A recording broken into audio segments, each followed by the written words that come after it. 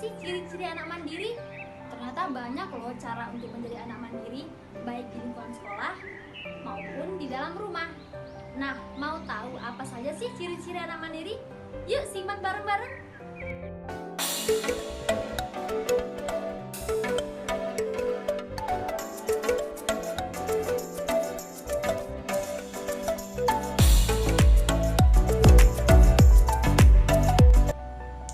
Assalamualaikum pelajar yang hebat dan luar biasa.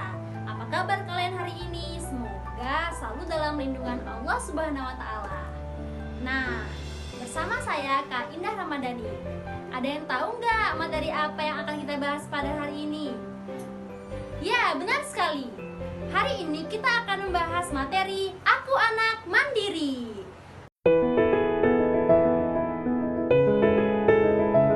Nah, tujuan pembelajaran kali ini yaitu agar teman-teman yang pertama mampu mengidentifikasi lambang atau simbol pramuka. Yang kedua, mampu mengidentifikasi ciri-ciri bangun datar. Yang ketiga, dapat mengetahui dinamika gerak tari. Yang keempat, dapat menjelaskan simbol-simbol sila Pancasila. Yang kelima, dapat mempraktikkan gerak kelentukan. Yang keenam, mengenal tanda kecakapan khusus, Dan yang terakhir, mampu mengetahui manfaat dan gerak pohon kelapa.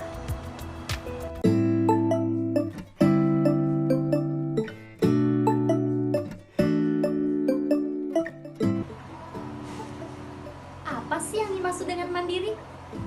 Mandiri adalah sikap atau perilaku seseorang yang benar, bertanggung jawab, dan bermanfaat untuk melakukan sesuatu dari dorongan dirinya sendiri tanpa bantuan orang lain. Nah, ciri-ciri kemandirian adalah merapikan tempat tidur, mengerjakan tugas, atau melakukan secara mandiri.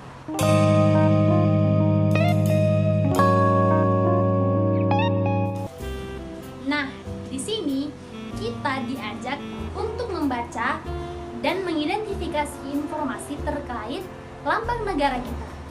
Teman-teman sudah tahu kan lambang negara kita? Ya, lambang negara kita adalah Garuda Pancasila yang disemboyankan oleh Bhinneka Tunggal Ika yang berbentuk burung Garuda.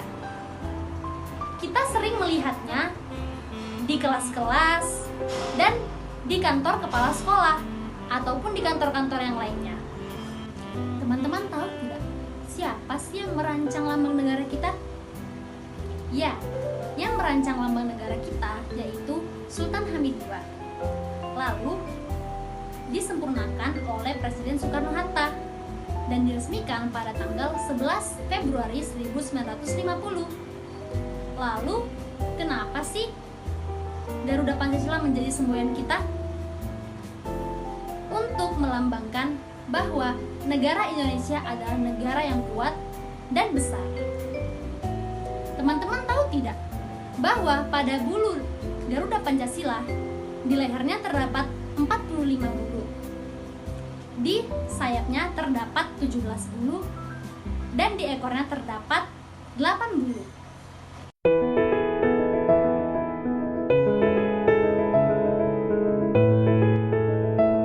Kali ini kita akan mengidentifikasi gambar pada lambang negara Garuda Pancasila.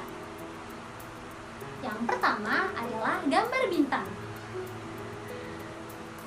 Gambar bintang maknanya ialah ketuhanan yang Maha Esa.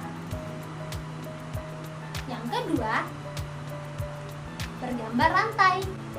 Maknanya kemanusiaan yang adil dan beradab. Yang ketiga, bergambar pohon beringin. Yang maknanya persatuan Indonesia. Yang keempat, bergambar kepala banteng, yang maknanya kerakyatan yang dipimpin oleh hikmat kebijaksanaan dalam permusyawaratan perwakilan. Dan yang terakhir, bergambar padi dan kapas, yang maknanya ialah keadilan sosial bagi seluruh rakyat Indonesia. Nah, bagaimana? Sudah paham kan bagaimana cara mengidentifikasi gambar?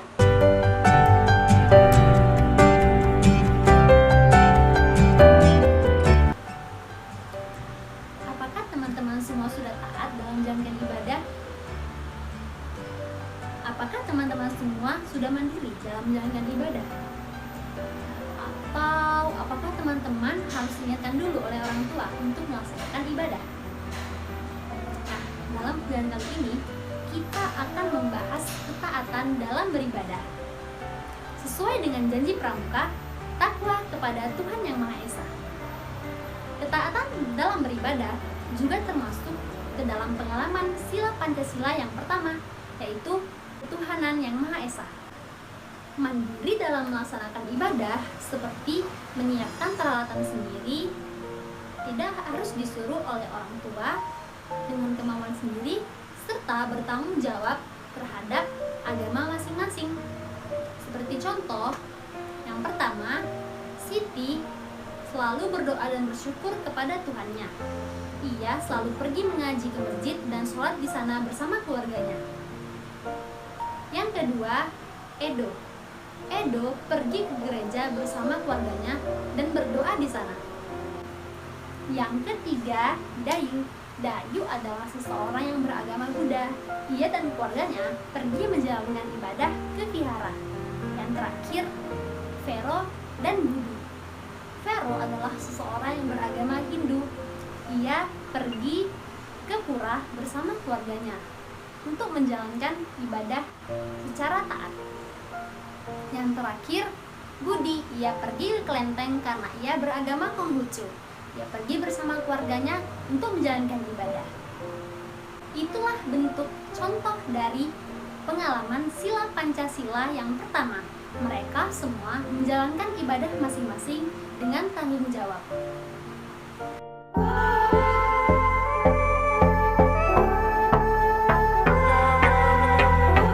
Pernah tidak kalian berdiskusi bersama teman-teman? Nah, ini adalah kegiatan berdiskusi atau bermusyawarah. Dalam sila Pancasila, bermusyawarah adalah sila Pancasila yang keempat, yang berbunyi, kerakyatan yang dipimpin oleh hikmat kebijaksanaan dalam permusyawaratan perwakilan. Sila Pancasila yang keempat berupa kepala banteng. Salah satu janji pramuka yaitu patuh dan suka bermusyawarah. Berikut ini contoh-contoh sila Pancasila yang keempat. Bermusyawarah untuk mendapatkan hasil atau keputusan. Yang kedua, menerima pendapat. Yang ketiga, memberi keputusan. Dan yang terakhir, menerima hasil rapat.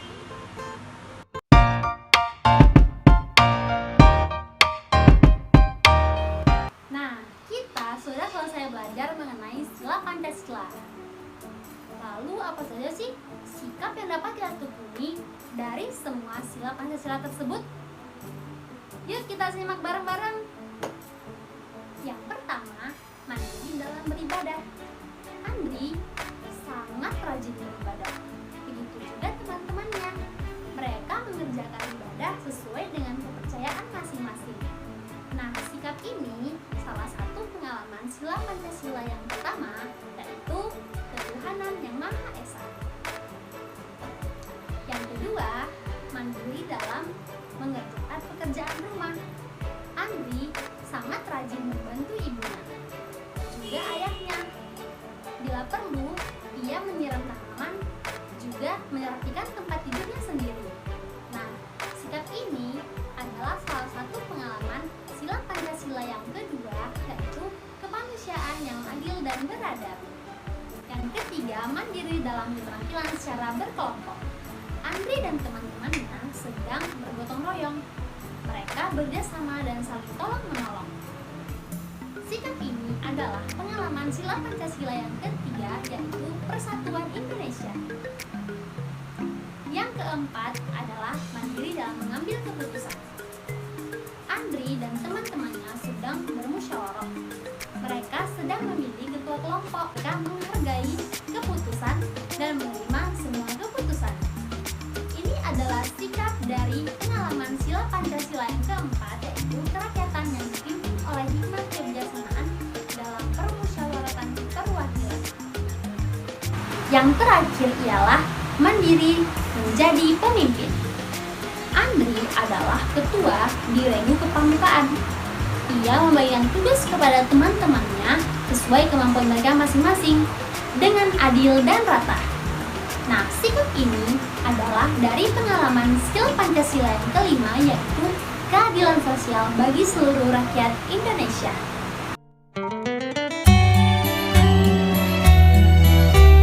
Asik ya belajar materi Aku Anak Mandiri? Nah, untuk teman-teman semua, kesimpulan yang dapat kita ambil adalah kita bisa dikatakan mandiri jika kita tidak bergantung kepada orang lain dan kita dapat.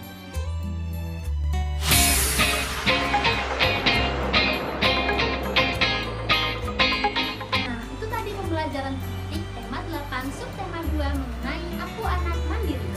Semoga dengan pembelajaran kali ini dapat memberikan kita manfaat serta meningkatkan sikap kemandirian dalam diri kita. Sampai jumpa di pembelajaran selanjutnya. Assalamualaikum warahmatullahi wabarakatuh.